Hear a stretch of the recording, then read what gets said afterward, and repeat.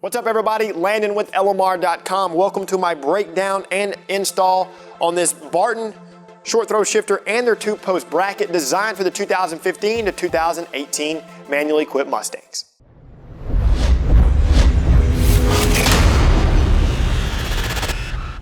If you're looking for an improvement out of your MT82 equipped S550, then Barton Industries has a high-end solution. This is their short throw shifter and 2-post bracket kit designed for the manually equipped V6, EcoBoost, or GT Mustangs. It's going to include their short throw lever, reverse lockout sleeve, lower pivot bushing, a roll pin, spring, roll pin retainer, and a nifty tool to aid with roll pin installation. All these components are made in the USA by Barton and are constructed from high-end materials for a factory-like fit and finish into your Mustang. Both the short throw shifter and the 2-post bracket are great complements to each other. Of course, that is why Barton provides them in one all-inclusive kit.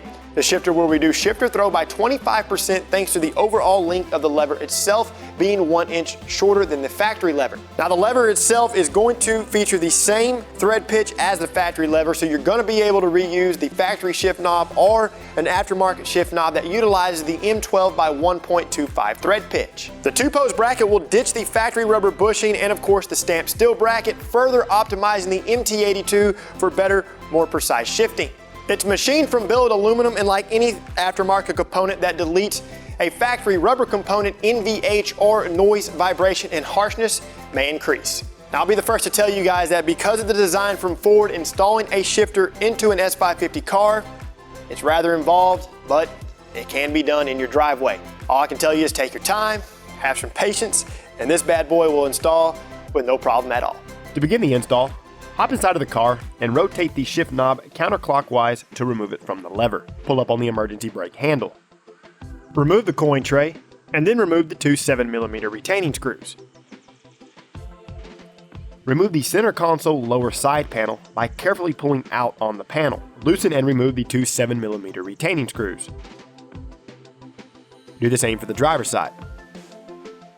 Open the center console lid and pry up on each side of the top panel to free it from the console. Disconnect any electrical connections. From underneath the top panel, depress the clips securing the upper boot retainer. Fully release each clip and then set the top panel back down on the center console. Use a small flathead or pick to release the 3 tabs that secures the boot to the lockout collar. Remove the upper retainer and boot from the car. Support the car via a lift or jack stands. Loosen the 2 exhaust sleeves with a 15mm socket. Remove the 4 bolts securing the 2 rear exhaust hangers closest to the mufflers with a 10mm socket. Remove the 2 bolts securing the 2 exhaust hangers on the IRS subframe. With the help from a friend, remove the exhaust system from the car. Mark the rear of the drive shaft and the pinion flange for reference. Mark the front of the drive shaft and the flex coupling for reference as well. Support the transmission with a pole jack or floor jack. Remove the 4 transmission crossmember to floor pan bolts with a 19mm socket. With a 15mm socket on the bolt and an 18mm wrench on the nut, remove the drive shaft to flex joint hardware. Remove the 6 10mm bolts from the rear of the drive shaft. A breaker bar with another 10mm socket will help hold the drive shaft in place. Loosen and remove the drive shaft center bearing bolts. Remove the drive shaft from the car. Remove the 2 10mm nuts holding the shifter bushing to the transmission tunnel.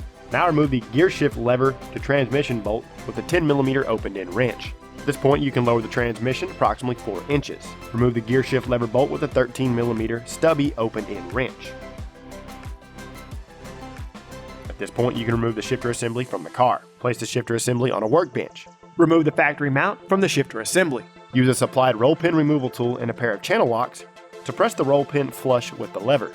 Slide the tool over the lever and align it with the roll pin.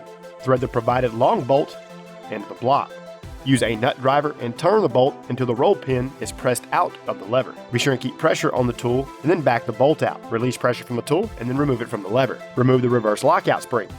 Push down on the rubber boot to expose the lockout collar retaining bolt. Loosen and remove the small bolt with a T20 Torx driver. Remove the reverse lockout collar. Carefully pry up on the zip tie securing the rubber boot to the housing. Remove both the rubber boot and zip tie. At the bottom of the shifter assembly, loosen and remove the 4 10mm shifter housing retaining bolts. Pry back the small rubber boot and then remove the housing cover. Remove the lower actuator arm by slowly lifting it out of the shifter housing. Loosen and remove the two 10mm bolts securing the shift lever retaining plate. Remove the plate and shift lever from the housing. Slide off the lower shift lever pivot bushing. Now you can slide off the upper pivot bushing. Apply PTFE grease to the upper pivot ball on the Barton shift lever and then reinstall the factory upper bushing. Do the same for the lower pivot bushing. Reinstall the new lever back into the housing, ensuring that the small hole in the lever is orientated toward the driver's side. Install the retaining plate over the shifter. Apply blue thread locking compound to the bolts and then torque to 75 inch-pounds. Now apply a liberal amount of PTFE grease to the lower actuator arm and bushings. Align the actuator arm into the shifter housing and lower shifter pivot. Make sure the housing gasket is in place and clean. Position the housing cover. Apply blue thread locking compound to the bolts and then tighten them down in a crisscross pattern. The torque spec for these bolts is going to be 75 inch-pounds as well. Install the reverse lockout collar in the correct orientation. Apply red thread locking compound to the provided retaining bolt. Install the bolt into the collar and torque to 16 inch-pounds. Position the provided spring over the shift lever. Slide the plastic spring retainer over the lever and position the roll pin into place. Press the roll pin into the lever with a pair of channel locks. Slide the rubber boot back over the shift lever. Make sure the arrows are pointing front to back. Push the boot down until the upper portion of the boot sits inside of the groove on the collar. Fully seat the bottom of the boot and then reinstall the zip tie. Loosen and remove the half-inch bolts from the 2-post bracket. Remove the lower portion of the bracket. Ensure that the machine groove on the bracket is orientated the correct way on the rear of the shifter. Reposition the lower portion of the bracket and loosely tighten the half-inch bolts. Reinstall the shifter back in the car along with the frontward retaining hardware. Position the 2-post bracket over the studs on the bottom of the car. Reinstall and fully tighten the factory 10mm retaining nuts. Ensure that the floating portion of the bracket is centered on the rear of the shifter housing. Then you can fully tighten the half-inch retaining bolts. Before reassembly of the other components, cycle the car to key on and verify that reverse engages. Now you can reinstall the transmission crossmember hardware, reinstall the drive shaft and make sure the index marks are aligned. Go ahead and reinstall the exhaust. Reassemble the interior components. Then after that, you're finally finished.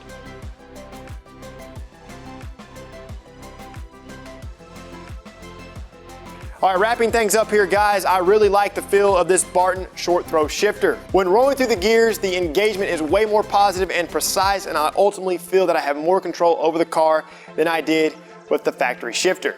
Overall here, guys, I would strongly recommend this Barton short throw and 2-post bracket to the S550 Mustang owner. To see more how-to and review videos covering industry-leading products, be sure and subscribe to our YouTube channel, like this video, and don't forget to turn on notifications. While you're at it, be sure and check out our other videos, and don't forget to shop LMR.com for all things 1979 to present Mustang and SVT Lightning.